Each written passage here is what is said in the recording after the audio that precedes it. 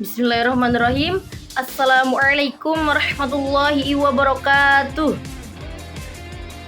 Perkenalkan, nama saya Azmi Himmana Ilfi dari semester 3 Prodi PAI STAI Darul Hikmah Langka Burneh Bangkalan. Di sini saya akan membuat video tentang tujuan pendidikan Islam untuk memenuhi tugas UAS mata kuliah Hadis Tarbawi. Konsep asasi dari tujuan pendidikan Islam adalah perubahan yang diinginkan melalui proses pendidikan, meliputi sikap atau perilaku, kejiwaan, cara pandang, dan keilmuan, baik dalam tingkah laku individu terlebih dalam kehidupan bermasyarakat.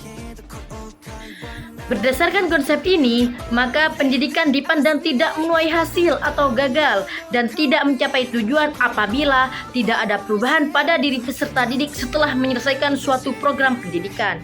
Adapun tujuan dari pendidikan Islam, perspektif hadis Nabi Shallallahu Alaihi Wasallam ialah terangkum dalam 3 klasifikasi, yaitu yang pertama, menjadikan manusia agar memiliki keimanan yang kokoh. Yang kedua, bertakwa kepada Allah Subhanahu wa taala. Yang ketiga, berakhlak mulia. Siapakah orang yang beriman itu? Allah memaparkan kriteria orang-orang yang beriman dalam beberapa surat, di antaranya surat Al-Anfal ayat 2-3 dan ayat 74, surat An-Nur ayat 62, surat Al-Mu'minin ayat 2-9 dan surat Al-Hujurat ayat 15. Kriteria itu adalah hatinya bergetar jika mendengar nama Allah dan imannya bertambah jika mendengar ayatnya, bertawakal hanya kepadanya, mendirikan sholat dengan khusyuk, menunaikan zakat, sopan dan patuh kepada Rasulullah, menjaga kehormatan dari yang haram, memelihara amanah, menepati janji, menjauhkan diri dari perbuatan dan perkataan sia-sia, membantu orang yang beriman dan suka berinfak. Yang kedua, bertakwa kepada Allah Subhanahu wa taala. Sehubungan dengan takwa sebagai tujuan pendidikan Islam, berikut adalah hadis-hadis yang sesuai. Hadatsani Ubaid bin Ismail an Abi Usamah an Ubaidillah qala akhbarani Sa'id bin Abi Sa'id an Abi Hurairah radhiyallahu anhu su'ila Rasulullah sallallahu alaihi wasallam man akramun nas qala atqahumullah rawahul Bukhari. Hadis ini menunjukkan bahwa manusia yang paling mulia adalah yang paling tinggi tingkat ketakwaannya. Sikap takwa mengalahkan semua indikasi kemuliaan martabat yang lain. Simbol-simbol kemodernan dan kesejahteraan dunia yang dimiliki seseorang tidak dapat mengalahkan sikap takwa. Oleh karenanya, apabila proses pendidikan dimaksudkan untuk meningkatkan martabat dan harga hidup manusia, maka suatu hal yang harus dilakukan adalah upaya meningkatkan ketakwaan kepada Allah. Semua aktivitas pendidikan dalam Islam semua harus mengarah dan mengacu kepada pembentukan sikap dan perilaku yang bertakwa. Siapakah orang yang bertakwa itu?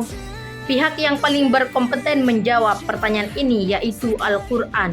Paling tidak ada 3 kriteria orang bertakwa yang dikemukakan Al-Quran secara jelas, yaitu dalam surat Al-Baqarah ayat 3-4 dan ayat 177 dan surat Al-Imran ayat 133-135. Berdasarkan ayat-ayat ini, kriteria orang yang bertakwa adalah memiliki akidah yang kuat, mengerjakan ibadah dengan benar dan baik, dan memiliki akhlak yang mulia. Dalam hadis di atas, Nabi memotivasi para sahabat agar menjadi orang yang bertakwa dengan menempatkan al-muttaqin pada posisi yang paling terhormat. Ini merupakan motivasi yang kuat karena manusia yang normal akan mencari posisi terbaik dalam kehidupan ini.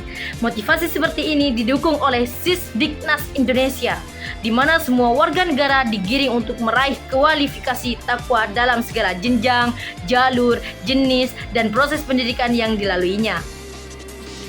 Yang ketiga, berakhlak mulia. Apabila misi utama Rasulullah SAW adalah menyempurnakan kemuliaan akhlak, maka proses pendidikan selainnya diarahkan menuju terbentuknya pribadi dan umat yang berakhlak mulia. Hal ini sesuai dengan penegasan Allah Subhanahu wa taala bahwa beliau adalah teladan utama bagi umat manusia. Untuk mencapai hal itu, akhlak manusia harus ditegaskan dalam formulasi tujuan pendidikan. Ketiga, tujuan pendidikan Islam yang sudah dijelaskan tadi sesuai dengan 3 santi atau pokok ajaran Islam atau yang dikenal dengan istilah trilogi ajaran Islam, yaitu iman, Islam, dan ihsan.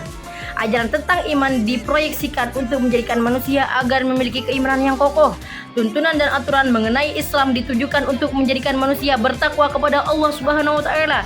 Konsep ihsan ditargetkan agar manusia memiliki budi pekerti dan akhlak yang mulia. Assalamualaikum warahmatullahi wabarakatuh. Jika ada kesalahan dalam penutur kata dan cara penyampaian mohon dimaafkan. Assalamualaikum warahmatullahi wabarakatuh.